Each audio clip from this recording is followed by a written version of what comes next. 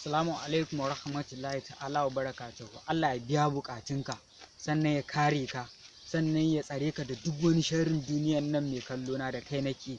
Allah ya taimake ka a rayuwa, sannan ya buɗa maka, ya kare zuri'anka in kana da su, in kuma baka da su Allah ya baka masu albarka.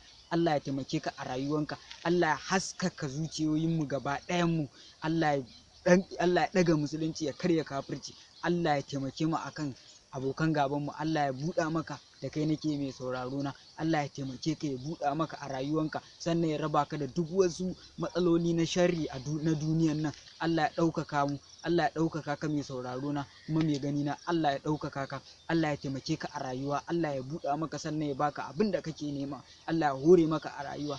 Kar ka manta ka danna min subscribe, ba dan ni ba dan addu'an da na ma, sannan ka danna min like. Nagode.